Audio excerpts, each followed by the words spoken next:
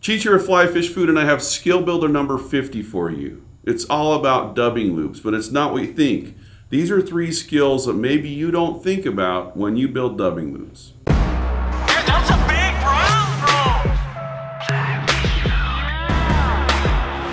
Today we're talking about dubbing loops. In the last little while, I've been getting asked a lot about dubbing loops and the proper way to do them, and why do my dubbing loops suck, and what am I doing wrong. So I'm going to give you a few hacks. We're going to turn this into 3 different skills. So this whole skill builder is just dubbing loop central. So the first thing you need to do to make a proper dubbing loop is obviously make your loop, right? So we're going to make the loop, and I'm going to stop this here on purpose. If you can see, let's see if we can do it. If you look down by my hand really carefully, right here, you can see there's a big gap between the 2 threads. That's bad, okay? Let's see the overhand one. You can see the overhead camera. You can see it just like that. So if I were to put materials up in this, they would just fall out because it's not closed off. How do you close it off, you ask? Let me show you. So you're going to take your thread here, and actually I'm going to show you one little extra hack if you want a strong loop. Just go around this loop twice, okay? That might be worth the price of admission right there, because if you break your loops, just double them up. Doesn't matter. They don't charge you anything for them. All right, so to close it off, I'm going to take my thread and bring it behind my loop. And see that what happens there? It just makes a little knot that cinches all this stuff down, okay? So you only need to do that once, but then take your thread and wind it back so that you have a very pronounced V shape. That loop terminates in a V every single time. So this one is ready for materials. All right, so let's say this. Let's say that I've got my loop ready. Okay, it's right here. But I need to put my dubbing tool down for a second, or I need to set my loop aside because I forgot to prep something or whatever. If you have a vise with a knob on it like this, I'm just going to take this thread and get out of the way.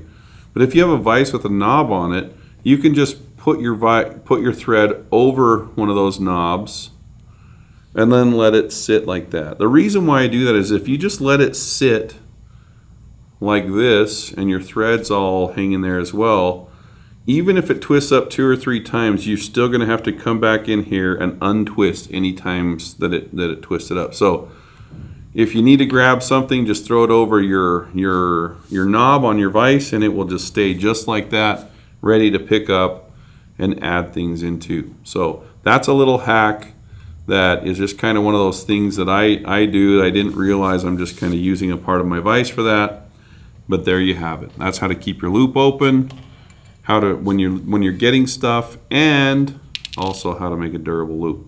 Just for fun, we're just going to build this loop here in front of you. There's no sense in just fast forwarding this part. We've talked about dubbing loops before.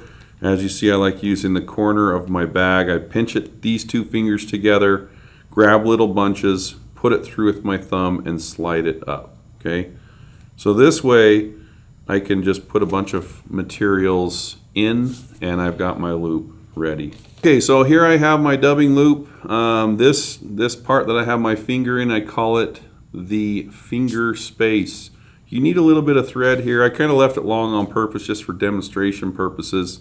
But if I were to let my dubbing spinner just hang freely, a lot of this dubbing would fall victim to the old gravity, which would pull it out of there. We don't want that. So I'm going to take my tool and twist it up here, leave my finger exactly where it is.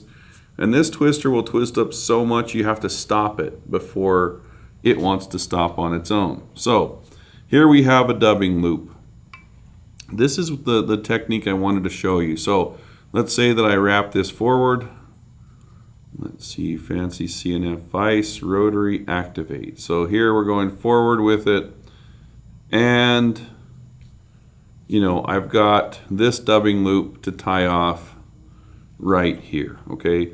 Typically I'd hold it up and bring my thread around, but because these are both threads, I'm just gonna go like this. I'm gonna move my dubbing loop around my thread twice, wrap back a little bit, and then I can cut this off, okay? So if you just wrap your thread around your your loop tool, it's the easiest way to tie off a dubbing loop, and you take away the risk of tying down a lot of the fibers right here. Now, one final little hack that I like to do on this is I'm going to trim the loop off, and you can see that my thread and my loop are coming out of the fly at the exact same spot. So what I'm going to do is I'm going to grab this with my hand and use my right finger to push the thread away. So I'm going to hold the thread out of the way, and that way I can just come up here with my scissors without even looking and know that I'm not going to catch my fly tying thread. Cut that off, release my thread, and now I'm tying again. So there you have it. That's the best way to close off your loop for durable loops. That's the best way to keep your loop open if you need to grab something else off the desk, and that's the best way to tie off your dubbing loops. If you have any other questions about dubbing loops, we have a whole bunch of flies on them and other scale builders too. But these are a few little hacks that will help you along the way.